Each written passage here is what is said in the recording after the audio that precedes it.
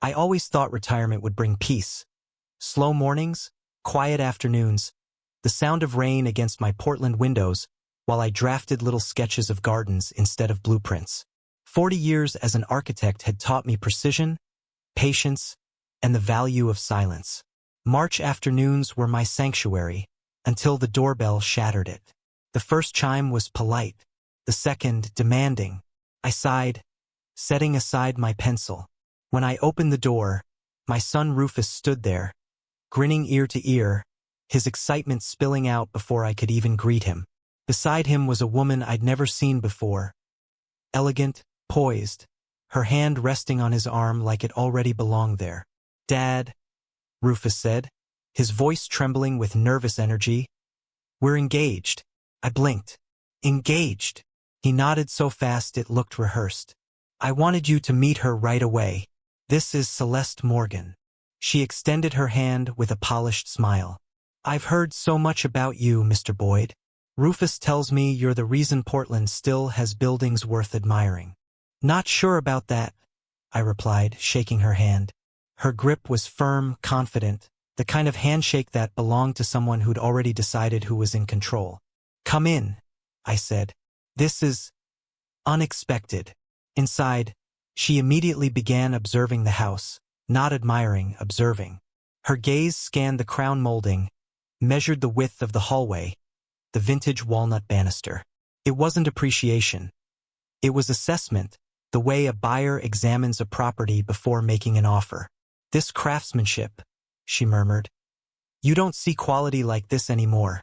"Built in 1923, I said, studying her as much as she was studying my home.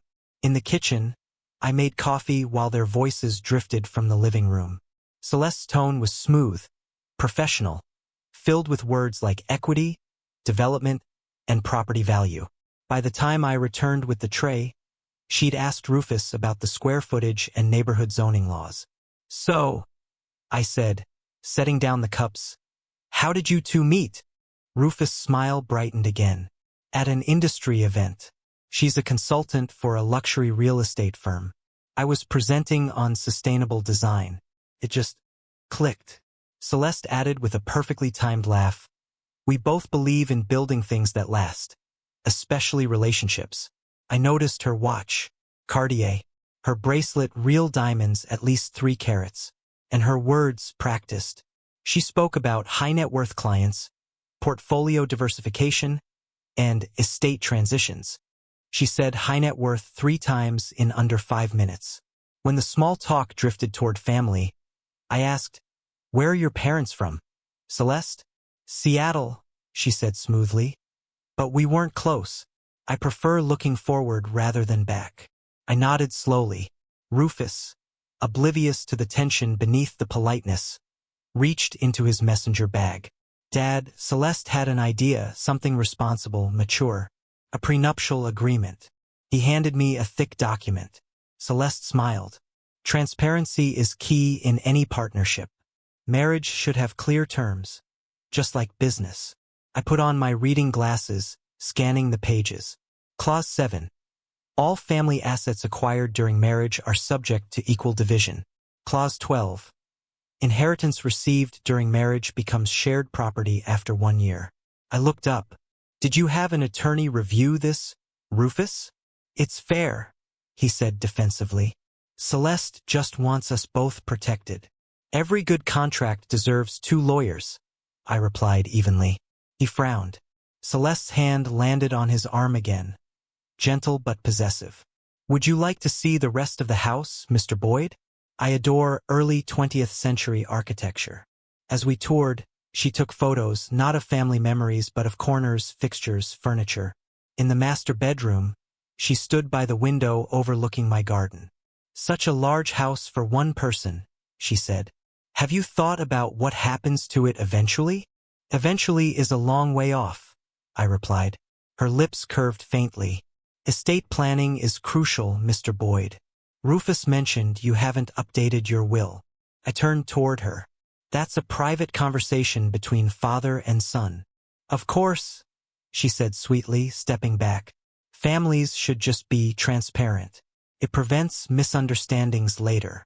I prefer preventing misunderstandings now, I said, my voice cool. By the time they left for dinner reservations, she hugged me with deliberate warmth and whispered, "I'm so glad we'll be family." The word family sounded like a threat. When their car disappeared down the street, I stood at the window, holding the prenuptial agreement. My instincts, the same ones that once spotted cracks in steel frameworks, were screaming. Celeste Morgan wasn't building a marriage. She was drafting a plan. I poured another cup of coffee, spread the contract across my desk, and began circling clauses. Clause 7. Clause 12. Family assets. Inheritance. In the margin, I wrote one word: why. Something told me the foundation of this union wasn't solid. And if I didn't inspect it carefully, it might collapse with my son buried beneath the ruins. The next time I saw Celeste, she wasn't smiling, because I had already started digging into her past. And what I found made the word marriage sound like a business transaction. The days after their visit were deceptively calm. Rufus called often, his voice bubbling with excitement over wedding plans. Guest lists, caterers, colors. He spoke like a man building a dream, but I could only hear the hollow echo of Celeste's voice behind his. Every conversation drifted toward logistics, never love. The prenuptial contract sat in my desk drawer, its presence heavier than any blueprint I'd ever handled. I had read it 17 times. Each time I found something new, a phrase too sharp, a clause too convenient. Yet instinct wasn't evidence. And instinct alone couldn't save a son already halfway into a trap. Then, in mid-April, I got a call from Robertson, an old colleague. "Lunch at Cascade Room?" he asked. "Need advice about retirement." I agreed. The Cascade Room was one of those high-end restaurants in Portland's Pearl District, the kind with minimalist decor and overpriced salads. I arrived early, a lifelong habit. The hostess seated me near the window, perfect light, good visibility. I had just opened the menu when something across the room caught my attention. There, seated in a corner half obscured by a decorative column, was Celeste. She wasn't alone. The man across from her looked early 40s. Tailored suit, expensive watch, that effortless air of someone who didn't wait for tables. They weren't just having lunch. They were connected. Her hand rested on his, her posture leaning forward. His thumb brushed her wrist with familiarity that spoke louder than words. I froze. Half my mind screamed to stand, confront her, demand an explanation. The other half, the part trained by 40 years of architectural discipline, told me to wait. Confront her now and she'd twist it. Call it business. Call it coincidence. I needed more than a scene. I needed proof. "Excuse me," I said to the waiter. "Could I move to that table by the plant? Better light." From my new position, hidden by a potted fern, I had a clear view.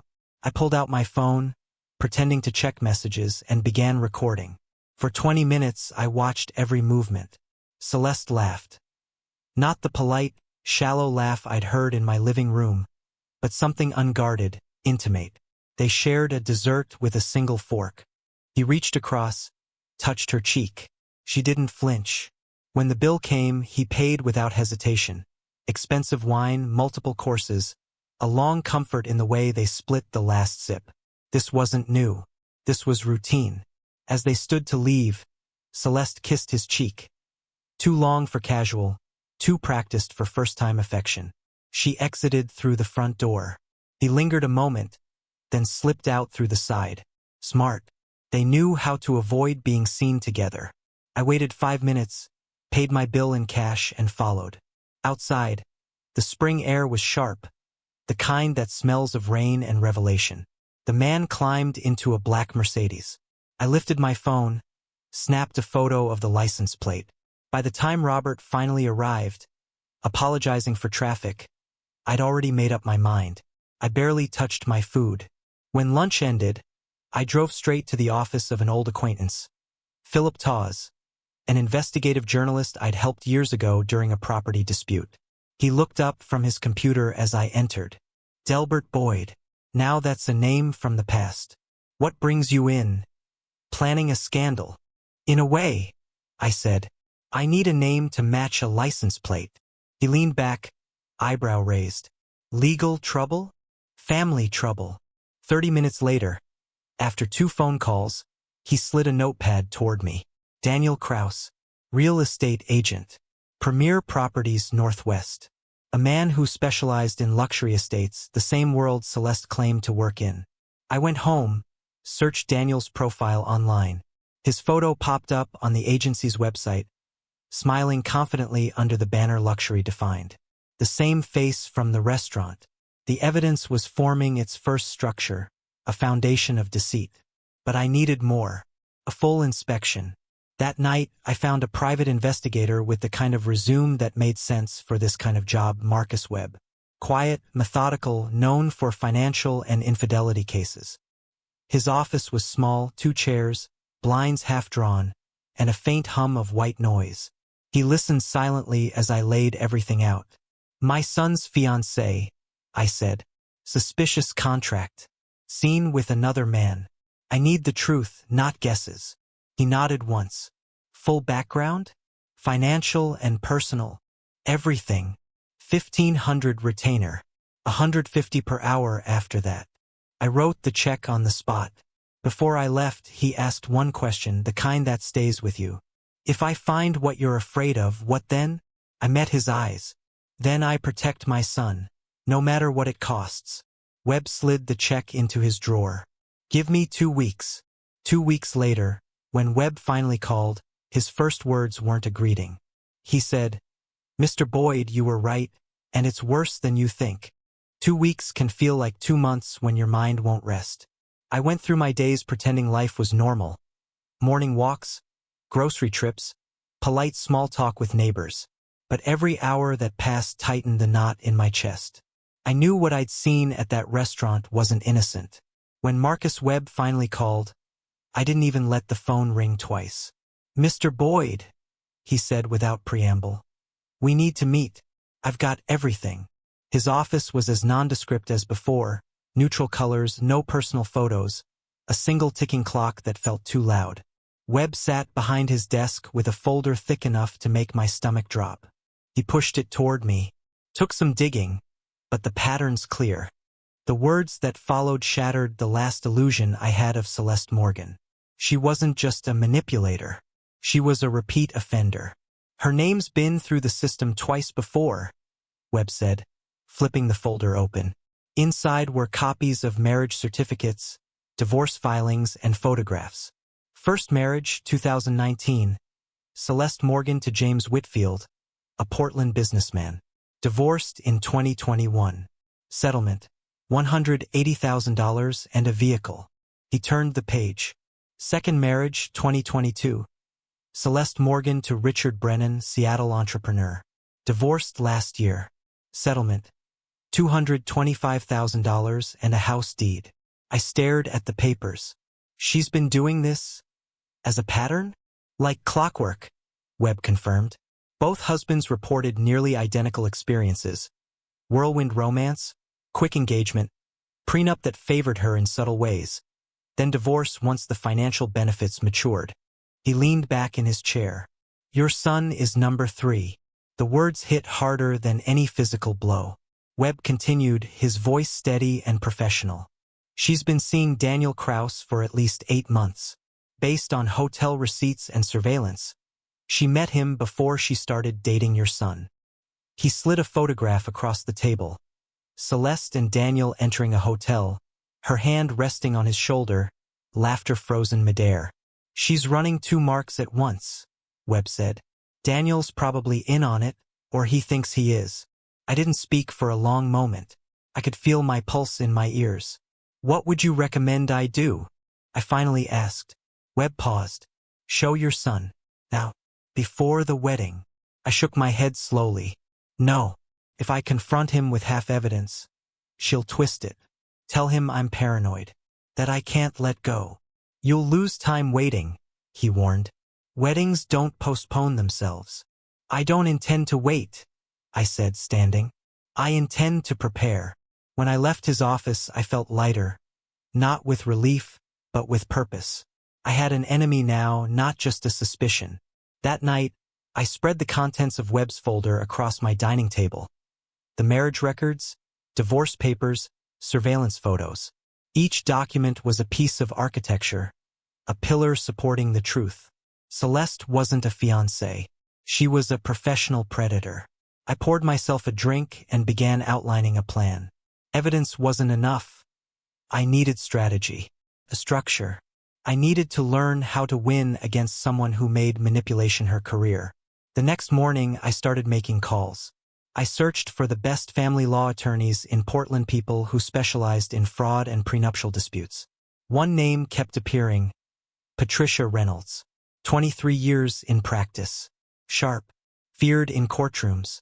Her office was a restored Victorian in Nob Hill. Elegant, quiet, the kind of place where battles were fought politely but decisively. When I entered, she was already reviewing the short summary I'd sent over email. "You're an architect," she said without looking up. "Good. You understand structure and proof. This case will need both." I handed her Webb's folder. She read quickly, page after page, occasionally stopping to jot notes in precise handwriting. After 20 minutes, she looked up. "Your instincts were right. Oregon's premarital agreement laws can void a contract if fraud or concealment is proven. But to do that, you'll need to establish a pattern and intent. These previous marriages help." She tapped the folder. "Her relationship with this Daniel person confirms ongoing deception. But to make it airtight, we'll need testimony, statements from her ex-husbands. If they confirm similar tactics, the court will see a pattern of fraud." "How long would that take?" I asked. "Depends how cooperative they are," she replied. "Some people don't like reopening old wounds." "I'll convince them," I said. "Whatever it takes." Reynolds leaned back, assessing me. "You're serious?" "She's about to destroy my son's life," I said quietly. "I built homes that stood for generations. I won't watch my family crumble because of her." She nodded once. "Then document everything. Record your conversations. Oregon allows one-party consent. If she discusses estate planning, assets, or wills, get it on tape." I stood to leave, clutching the folder like a weapon. "Mr. Boyd," she said as I reached the door, "you're about to fight someone who treats manipulation as an art form. Be patient. Don't let her know you're watching." That night, I bought a recording device, small, discreet, and voice-activated. The next time Celeste smiled in my house, she'd be giving me evidence without even realizing it. Saturday morning sunlight spilled through my kitchen window as I brewed coffee, but my thoughts were already 3 steps ahead. Patricia Reynolds' voice echoed in my head. Record everything. That afternoon, I bought a professional-grade voice recorder. Small, discreet, voice-activated. Journalists used it for interviews. I would use it for survival. Oregon's one-party consent law meant I didn't need anyone's permission, only opportunity. The opportunity arrived sooner than I expected. Rufus called that evening. "Celeste wants to do brunch with you, Dad. She said it'd be good for all of us to spend more time together before the wedding." "Perfect.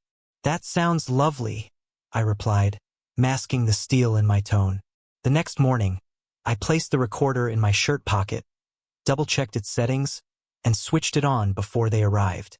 The small red light blinked once, then went dark. It was ready. When Celeste entered, she carried a bakery box of pastries that probably cost more than my first drafting table. Her perfume filled the air, a faint mix of sandalwood and something sweet. She hugged me like a performer greeting a fan, every gesture polished, every smile timed. "Delbert, your garden looks wonderful," she said, stepping toward the window. "You have such an eye for balance and symmetry." I smiled. Old habits die hard. Over coffee, the conversation moved effortlessly, at least on her side. She complimented the house, laughed at Rufus' old stories, asked about my wife, God rest her soul. And then, smoothly, like a knife slipping between ribs, she turned the topic. "Delbert," she began, "Rufus mentioned you haven't updated your will since your wife passed. That's been, 8 years?" My heart skipped, but I kept my tone light. "About that long, yes. Never been great with paperwork." Oh, estate law changes so fast, she said with rehearsed concern. Tax codes, asset transfers. It's smart to review it regularly. Do you handle those things often? I asked casually. She brightened. All the time. I work with attorneys through my consulting firm. I could even recommend someone trustworthy if you'd like. Her eyes gleamed not with kindness, but with calculation. Maybe, I said, feigning uncertainty. I'll think about it. The recorder in my pocket caught every word. She leaned closer. It's not just about paperwork, Delbert. It's about family planning. Understanding everyone's situation helps avoid confusion later, especially when families grow. Family planning, I repeated slowly. You mean, after you and Rufus marry? Exactly. She smiled sweetly. Combined assets, shared investments, coordinated finances. That's what modern families do. Rufus, poor boy, nodded along like a student proud to repeat his teacher's lesson. Makes sense, Dad. Celeste's a financial genius. I chuckled as if charmed, though I was silently cataloging every word. She wasn't talking about partnership. She was talking about ownership. When they left, I uploaded the recording to a new encrypted folder on my computer, Family Archive 2025, as Reynolds had suggested. Each file labeled with the date, topic, and key phrases. The next 2 weeks turned into a study in controlled deceit. Celeste called often, her tone cheerful, but her motives sharpening each time. One day it was, "This house must be so much to maintain for one person, Delbert. Have you considered downsizing?" Another day, "Rufus and I could buy it from you, family to family. You'd get a fair price, of course." And another, "Do you have life insurance? It's wise to name the right beneficiary before the wedding. Just for peace of mind." Each time, I played my part, smiling, nodding, letting her believe she was slowly winning me over. Inside, I was memorizing every trap she tried to set. I spent my evenings at my desk, transforming a spare bedroom into what I called the command center. A corkboard covered one wall. Photographs, dates, printed emails, handwritten notes, and colored strings connecting patterns only I could read. At the center, Celeste Morgan, the name of a woman who had turned marriage into a business model. To the left, Rufus, my son, the mark she was currently grooming. To the right, Kevin Morgan and James Pritchard, her 2 ex-husbands, victims she had already bled dry. I stood before the board like an architect analyzing blueprints of deception. Everything connected, the timing, the financial language, the estate discussions, even her body language. She wasn't improvising. She was following a script. One night, reviewing the latest recording, I caught something that made my blood run cold. Her tone shifted mid-conversation, just slightly. "You're 62, right?" she asked with feigned curiosity. "It's wonderful that you're still so active." "Still," she continued after a beat. "You must think about the future. No one lives forever." She said it lightly, but underneath the charm there was something else, an evaluation. Like a contractor calculating when the foundation would finally give way. That night, I stopped sleeping in peace. A week later, Webb called again. He'd found Celeste's first husband, and the man had only one question: "Does her new victim have children?" When Webb told him yes, the man replied, "Then tell the father I'll talk to him, but only in person." It was a Thursday morning in early June when I started the drive to Seattle. The air was heavy with that kind of gray stillness unique to the Pacific Northwest, the kind that promises rain but never delivers it. On the passenger seat beside me sat a thick folder. Webb's report, photographs of Celeste with Daniel Kraus, timelines, transcripts, legal notes. Every page a piece of the puzzle I'd been assembling, and every piece leading me to one man, Kevin Morgan, Celeste's first husband. He had agreed to meet me after Webb explained who I was and why I was asking. His only question had been haunting: "Does her new victim have kids?" When Webb said yes, Kevin's tone changed. "Then tell the father I'll talk to him. Not your investigator, the father himself." He chose a small cafe in Capitol Hill, quiet, tucked away from the main street, the kind of place where people came to forget the world. I arrived early, Sat in a corner booth facing the entrance, my back to the wall. Years of habit always know your exits. When Kevin walked in, I recognized him instantly. Mid-40s, clean-cut, a man trying to rebuild his dignity brick by brick. There was something weary about his eyes, though, a kind of permanent fatigue that didn't come from work. Came from betrayal. "Mr. Morgan?" I stood, extending my hand. "Delbert Boyd. Thank you for meeting me." He shook my hand firmly. "Your investigator told me enough. She's engaged again." "Yes," I said quietly. "To my son, Rufus, 37. Kevin's jaw tightened. Perfect age. Old enough to have savings. Young enough to think he understands love." He sat down, staring into the middle distance. I was 39. The waitress came by and I ordered 2 coffees. Neither of us added sugar. When we were alone again, I said softly, "Tell me about her." Kevin exhaled slowly, like he'd been holding that breath for years. "We met at a networking event.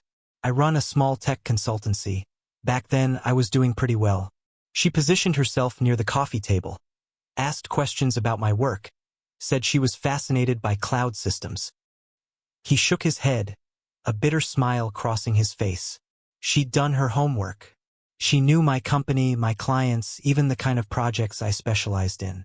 She was perfect, interested, supportive, sharp. For months later, she suggested engagement. "For months," I echoed. "When you know, you know," he said, mocking the words with a grim laugh. That's what she told me. I believed her. Every time she looked at me, I thought I was seeing honesty. But what I was seeing was calculation. He took a sip of coffee, his hands steady but his eyes clouded. The prenup was her idea.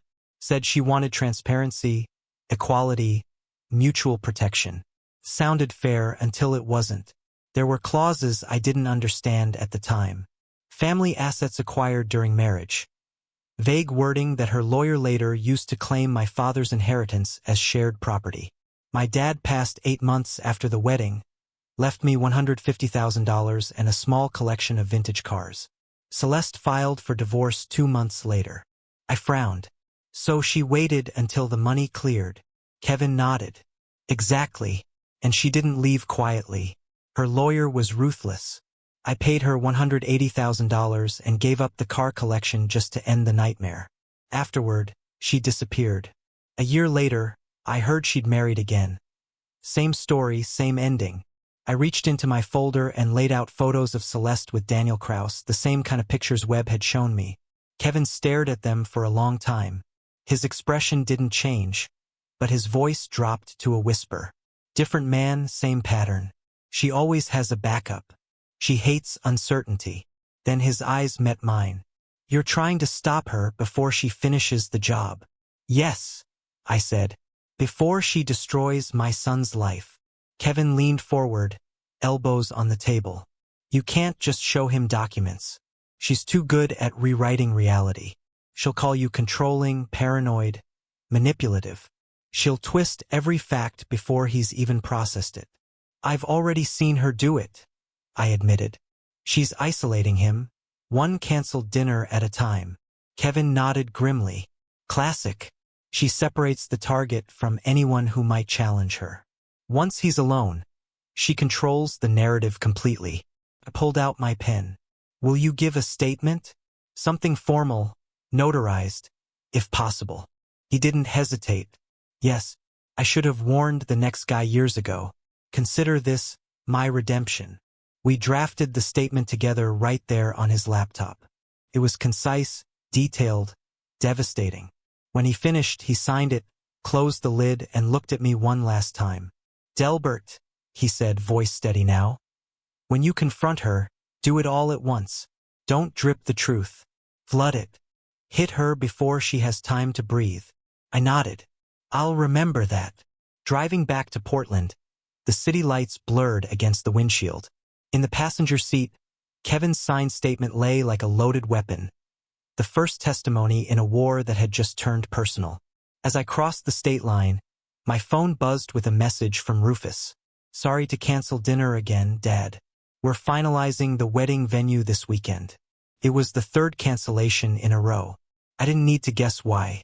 Celeste was tightening the distance, link by link, wall by wall. By the time July came, I barely recognized my own son's voice. Celeste had turned him against me, and when he finally called, it wasn't for a wedding update. It was to ask if I was spying on them. By July, the distance between my son and me had become measurable. Not in miles, but in silences. The weekly dinners we once shared were gone. First came polite excuses, then short, clipped texts. Finally, nothing. Celeste's influence wasn't loud. It was surgical. She didn't fight for control. She engineered it, quietly, efficiently, piece by piece, until Rufus's trust in me was little more than a fading echo. 3 canceled dinners turned into 4, each one reasonable on its own, but together they spelled isolation. The pattern Kevin Morgan had warned me about was unfolding exactly as predicted. Then, one Wednesday evening, my phone rang. Rufus. I answered immediately. Son. His tone was tight, cautious, defensive. Dad, we need to talk. That sentence alone told me everything. It wasn't his voice anymore. It was hers, filtered through his mouth. What about? I asked, keeping my tone light. Celeste thinks. He stopped himself, rephrasing. I've been thinking. You've been distant lately, and she's noticed the way you question her about money and estate planning. I stared out the window at the rain-soaked street, choosing my words carefully. I just ask questions, Rufus. That's all. He hesitated. She says you're recording conversations. My pulse skipped. I told you I was making a family history project. Stories for the future. Remember? That's what you said, he replied quickly. But it feels like you're investigating her. I stayed silent. Sometimes silence is the only defense left. Celeste thinks, Rufus continued, his voice tightening again, that maybe you're having trouble letting go. Parents sometimes sabotage their kids' relationships because they're scared of being alone. I closed my eyes. Textbook manipulation. Reframe concern as jealousy. Turn love into control. Rufus, I said quietly, everything I've done to protect you. You might not understand that right now, but I don't need protection, he snapped. I'm 37. I'm not a child. I never said you were. But she's not who you think she is. Stop. His voice broke through the phone like glass. You've been trying to undermine her from the start. You couldn't just be happy for me. There was a long silence. I could hear his breathing, fast and uneven. Then he said, maybe it's better if we take a break. No more dinners. Not until after the wedding. Everyone just needs space. The word space echoed in my mind like a slammed door. All right, Rufus, I said softly, if that's what you want. But it wasn't what he wanted. It was what she'd planned. When the call ended, I sat in the dark for a long time, staring at the command board on my wall. All those notes, lines, and photographs connecting Celeste's pattern of deceit. The wall looked like the blueprint of a war, and right now she was winning. The next morning, I met with Patricia Reynolds in her office and explained everything. The call, the accusations, the sudden distance. She listened with professional calm, her pen tapping against a legal pad. She's isolating him, Reynolds said finally. Classic defensive strategy. She senses your suspicion and is cutting off your influence before you can act. How do I fight that? I asked. You don't, not yet. She leaned forward, eyes sharp. You wait. If you go to him now, she'll twist it again. Partial truth is dangerous. She'll turn every fact into proof of your paranoia. So I just stand by while she takes him? You prepare, she said firmly. You build a case so airtight it can't be spun. Then you deliver it when she's most exposed, when she believes she's already won. I frowned. When would that be? Reynolds didn't hesitate. The wedding. Her guard will be down, her confidence at its peak. You'll have the element of surprise. She expects resistance now, not after victory. It was a ruthless plan, but ruthlessness was what the situation demanded. That night, Webb called with new information. She met with Daniel again, he said. Downtown Marriott, room 847. I couldn't follow them in, but I planted an audio device in the hallway near the door. You'll want to hear this. He emailed me an encrypted file. I downloaded it, slipped on my headphones, and pressed play. The first minute was just hotel ambience. Footsteps, distant elevator dings, muffled laughter. Then the sound of a door opening. Celeste's voice, low, playful. 10 more weeks of this charade, she said. Her tone suddenly different, colder, sharper. A man's voice answered. Daniel's. And the father? Handled, Celeste replied. I've isolated the son. The old man can suspect whatever he wants. Rufus won't believe him now. I gripped the armrest until my knuckles went white. You said that about Morgan's brother, Daniel said. This is different, she replied. Rufus is more malleable. After the wedding, the prenup activates. Give it 18 months. Then came the sound of ice clinking in glasses. Laughter. Cruel, private laughter. That was the moment I stopped thinking of her as a manipulator. She was a predator, and she had made one fatal mistake. She'd spoken her plan out loud, and I had it on record. The next morning, I broke my own rule. I drove to Rufus's apartment unannounced, hoping to find him alone. But when the door opened, I realized too late that she'd been expecting me. By the next morning, the decision had already formed in my chest like a solid weight, heavy, immovable. I couldn't wait anymore, not after hearing that recording. I didn't care about strategy, timing, or legal precision. My son was walking into a trap, and I was done watching it happen from the sidelines. So I drove. The rain had just started when I reached Rufus's apartment complex. The place was modern, sterile, all glass railings and perfect landscaping, the kind of design that looked alive but had no soul.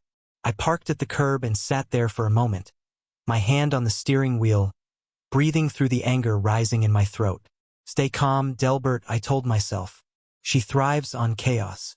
Don't give her what she wants. I climbed the stairs to the second floor and knocked.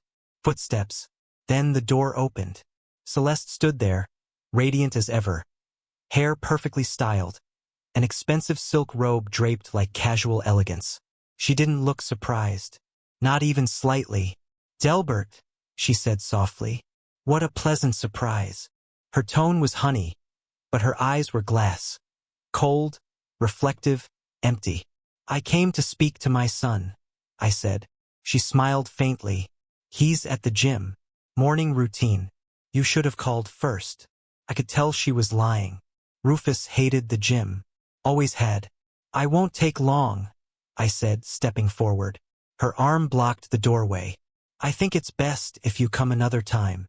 I stared at her, then slowly reached into my jacket and pulled out a small USB drive, the copy of Webb's recording. I held it between two fingers like a blade. You should listen to this, I said quietly. It's your voice. Her smile faltered for a fraction of a second, just enough to confirm I'd hit the mark. Then she recovered, tilting her head with mock curiosity. Recording people without consent. Delbert?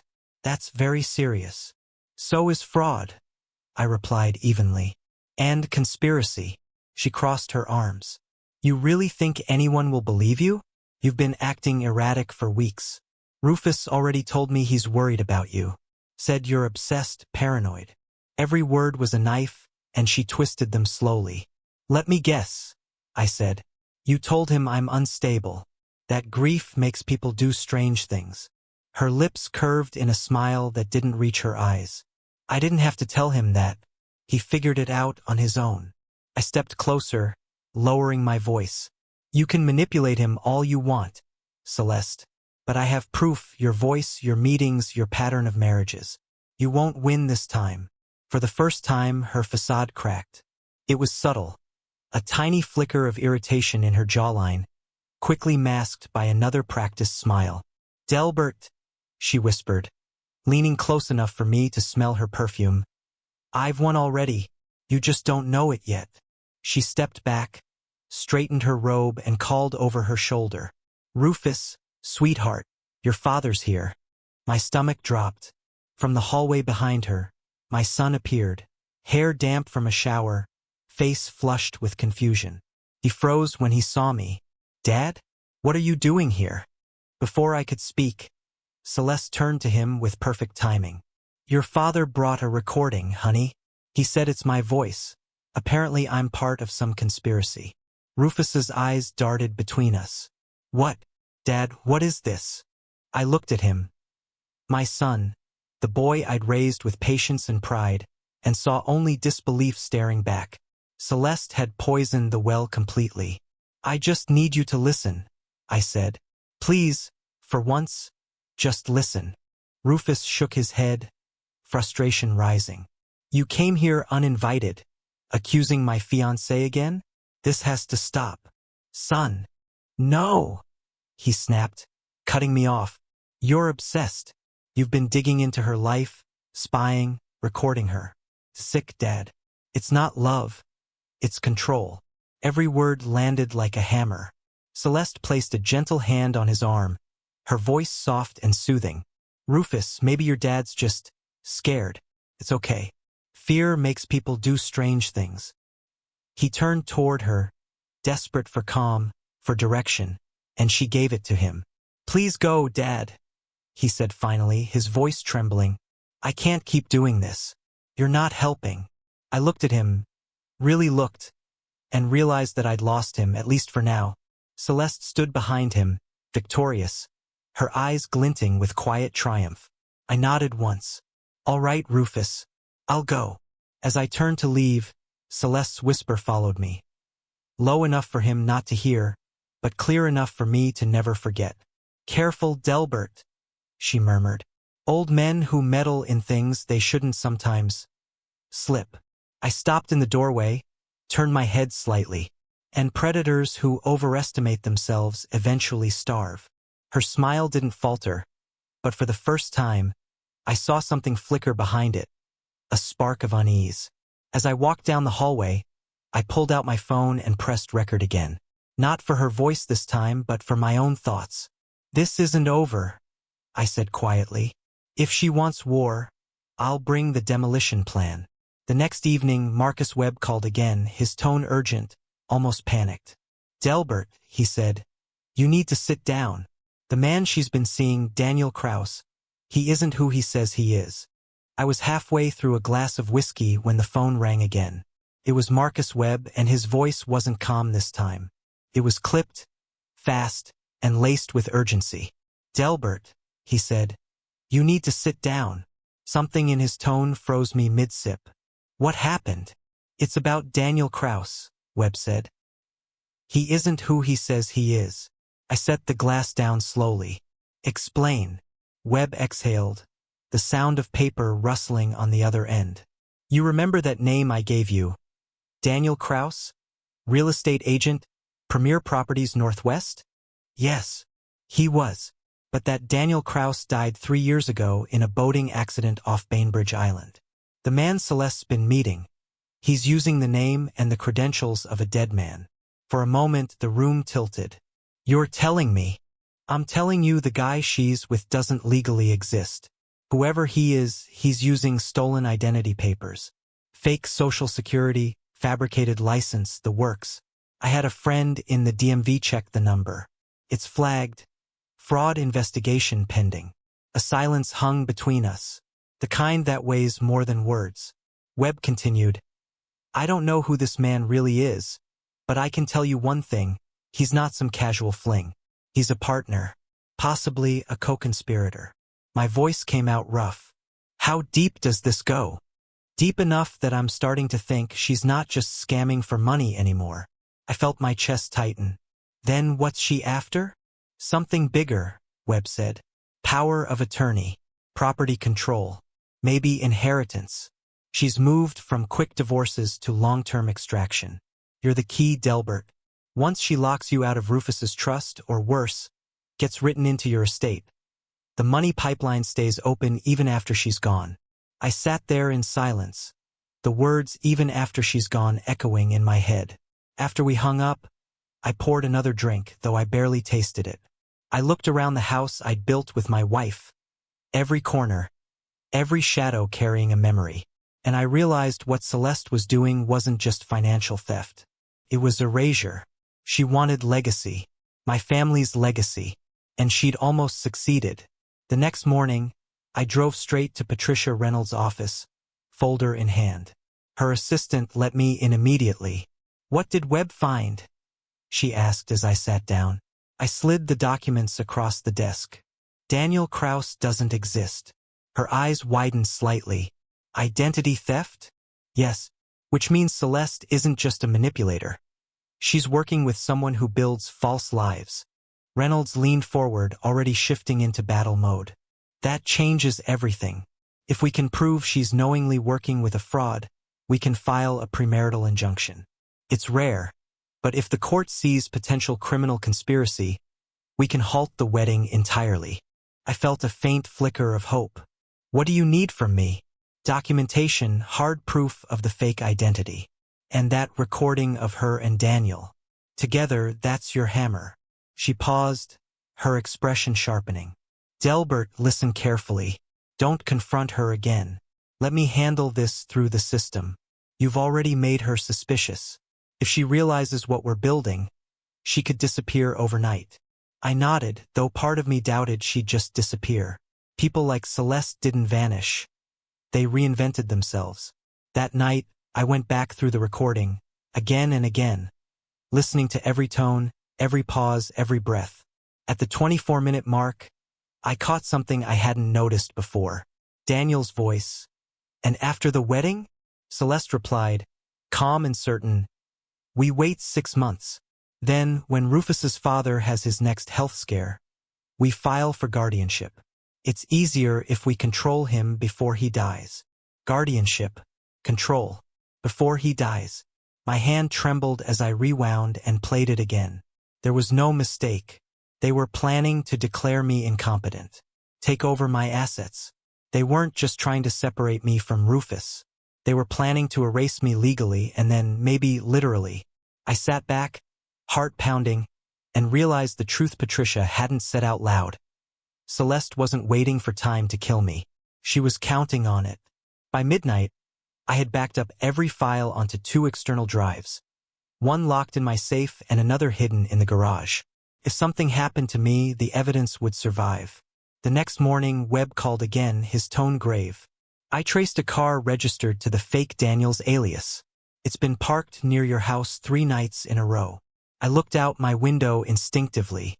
The street was quiet, lined with oak trees, the morning sun filtering through the leaves. But halfway down the block, a black SUV sat idling, engine running, windows tinted, watching. That night, I heard the crunch of footsteps outside my house.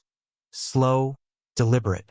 When I looked through the curtains, I saw her, Celeste, standing in the rain, staring up at my window, and she was smiling. Rain slicked the street outside, each droplet illuminated by the yellow wash of the lampposts. Midnight in Portland always carried a hush, the kind that amplified every small sound, every shadow. But that night, the quiet felt different, felt watched. When Webb told me about the car parked outside, I'd hoped it was paranoia, that maybe I was seeing threats in ordinary things. But the moment I looked through the window and saw that figure standing in the rain, I knew it wasn't paranoia. It was her, Celeste. She stood beneath the lamplight like a ghost that refused to fade. Her black coat drawn tight, her hair damp and clinging to her face, her eyes lifted toward my window. She wasn't hiding. She wanted me to see her. For a moment, we just stared at each other through the glass. 2 architects of opposite intentions, one building traps, the other building defenses. Then slowly she smiled. A soft, knowing smile that said, "I'm still ahead of you." A chill crept up my spine. I shut the curtains and backed away from the window. I didn't call Webb, didn't call Reynolds. I just stood there in the dark, pulse hammering, forcing myself to think. If she was bold enough to come here, she wanted something, to scare me, to provoke me, or to test how much I knew. 5 minutes later, the doorbell rang. The sound sliced through the silence like a siren. I moved toward the door quietly, checking the peephole. Celeste stood there, rain dripping from her coat, a faint smudge of mascara under one eye. Deliberate imperfection, designed to look vulnerable. I unlocked the door halfway but didn't open it. "It's late," I said. "I needed to see you," she replied softly. Her voice trembled just enough to sound human. "Please, Delbert, let me in." I hesitated. I knew the rules: never engage the predator on their terms. But my hand still turned the knob. She stepped inside, leaving wet footprints across my foyer. The scent of rain and perfume filled the air, an intoxicating blend of danger and deceit. "What do you want?" I asked flatly. "To talk." She pulled off her coat, her voice breaking. "You think I'm lying about everything. But you don't understand. I'm not the villain here." I folded my arms. "You've got 30 seconds. She looked around the living room, as if searching for memories to weaponize. "You think I planned this, the prenup, the estate talk, all of it. But I've been protecting Rufus." I laughed once, sharp and bitter. "From what?" "His father." Her expression flickered. "From himself. He doesn't tell you, but he's reckless, impulsive. He made investments last year that almost wiped him out. He's fragile, Delbert. He needs someone strong beside him." I stared at her, saying nothing. Her performance was flawless, her tone sincere, her eyes glistening. But the words were scaffolding without foundation. "You're a good actor," I said quietly. "But I've seen your script before." She tilted her head. "You think you've figured me out? That recording you have, it won't hold in court. It's circumstantial. And you recorded me illegally." "Oregon's a one-party consent state," I replied. "I only needed my own permission." For the first time, her confidence slipped. Just slightly. "Why are you doing this?" I asked. "You could have walked away from all of this years ago. Why keep repeating the same pattern?" She blinked, and for a moment, just a second, I thought I saw something real. Not guilt, but emptiness. "Because," she said finally, "it's easy. People like you make it easy. Men with money. Men who trust too easily. Men who think decency protects them." The calm venom in her tone chilled me. I took a step closer. "It's over, Celeste. I've got everything I need: witnesses, documents, recordings. You're finished." She smiled again, but it was different this time. Small, quiet, dangerous. "You think this is about paperwork?" she whispered. "I don't lose because I'm smarter. I win because I'm believed." She stepped past me, her voice low and deliberate. "And right now, your son believes me. You can show him every piece of evidence in the world. But the moment I cry, he'll forget the facts.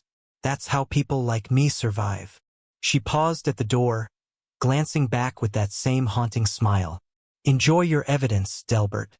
Because soon, it's the only thing you'll have left." Then she was gone, swallowed by the rain, her footsteps fading into the dark. I stood in the doorway for a long time, staring at the space she'd just occupied.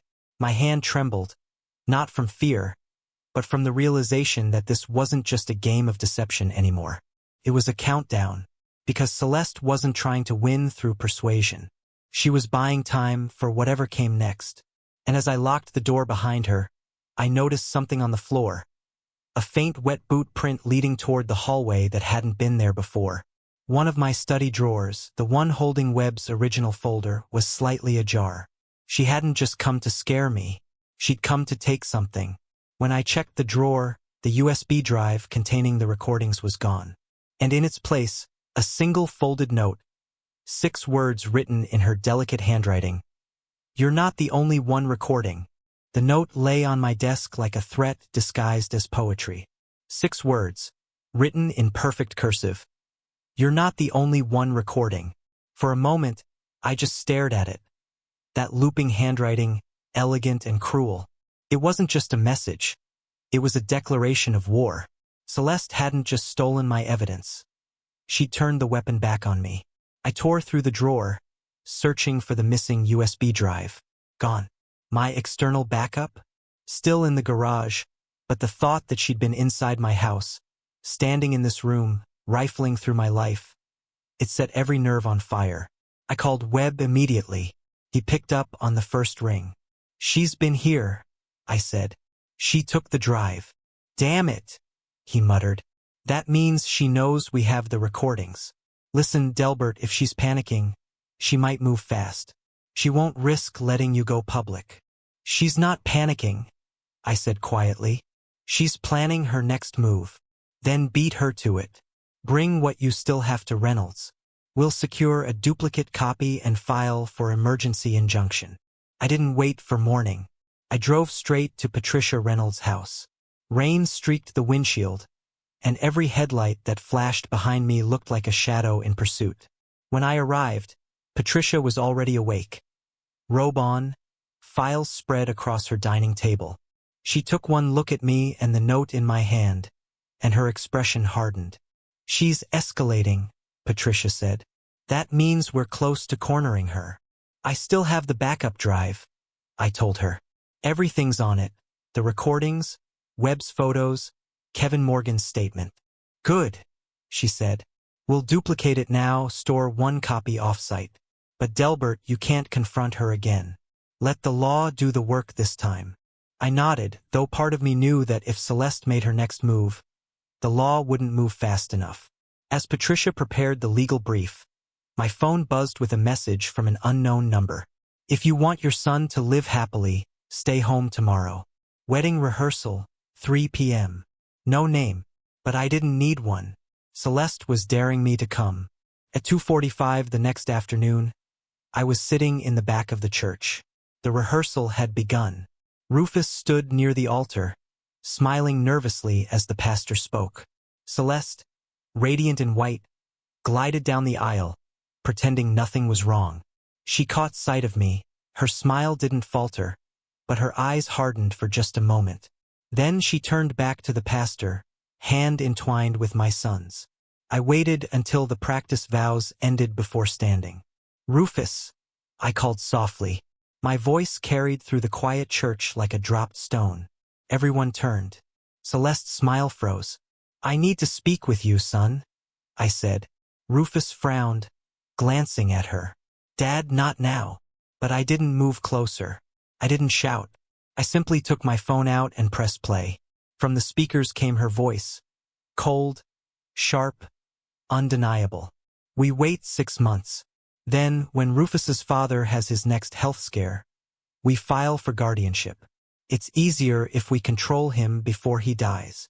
The room went dead silent. Rufus's face drained of color.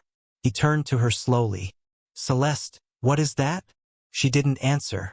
Her mask cracked, just slightly, then shattered completely as whispers rippled through the pews.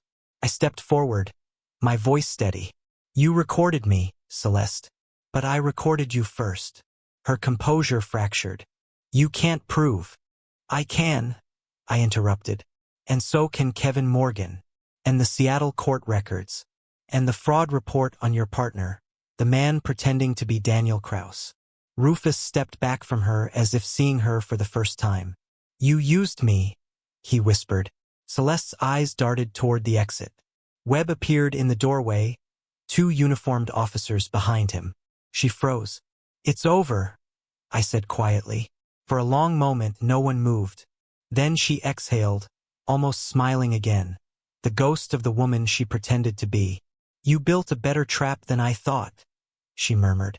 No, I replied. I just learned your blueprint. The officers escorted her out, her heels echoing against the church floor. As the doors closed behind her, the sound faded. But the chill she left behind lingered. Rufus didn't speak for a while. He just stood there, staring at the space she'd occupied. I didn't want to believe you, he said finally, voice shaking.